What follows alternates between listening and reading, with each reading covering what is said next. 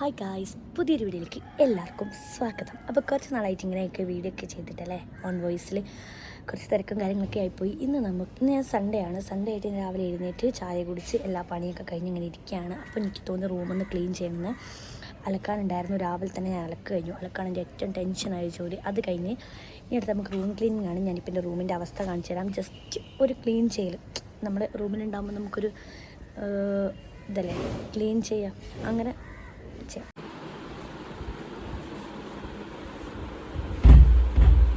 Guys, ഇതാണ് നിങ്ങളുടെ റൂമിൻ്റെ ഇപ്പോഴത്തെ ഉള്ള അവസ്ഥ. കുറച്ചായി ആരും ക്ലീനിങ് കാര്യങ്ങളൊന്നും ചെയ്യില്ല. ഈവൻ ജനൽ പോലും തുറന്നിടാറില്ല. പിന്നെ അലമാരേൻ്റെ കാര്യം പറയുന്നുണ്ടല്ലോ, ഫുള്ള് സാധനങ്ങളാണ്. ഇതാണൊരു ഹോസ്റ്റൽ റൂമിൻ്റെ അവസ്ഥ.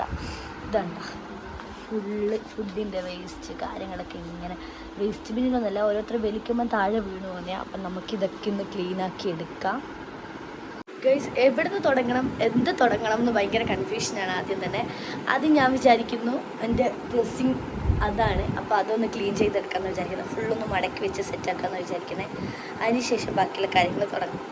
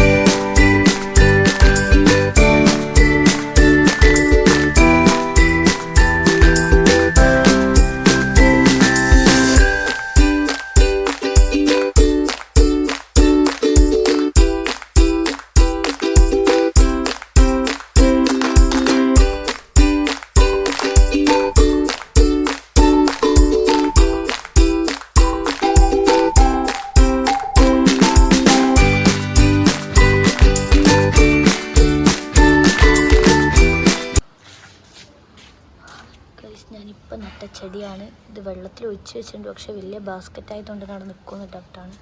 2 എണ്ണം ഇനി ബോട്ടിലുണ്ട്. Hi guys, room cleaning process complete ആയിട്ടുണ്ട്. ഫുൾ വേർത്ത് കുളിച്ച് ഗൈസ്.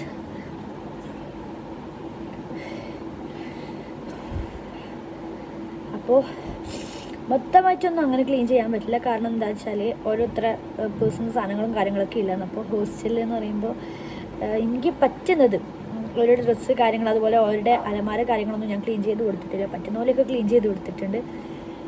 നമുക്ക് എല്ലാവരും കൊണ്ട് ഇത് കണ്ടിന്യൂ ചെയ്യിപ്പിക്കാം. അപ്പോൾ ഇതാണ് എൻ്റെ സൺഡേ ക്ലീനിങ് പരിപാടി ഗൈസ്. ഓക്കെ ഗൈസ്, ഞാൻ ഇനി പുറത്ത് പോകുമ്പോൾ വീഡിയോ എടുക്കാം. ബൈ.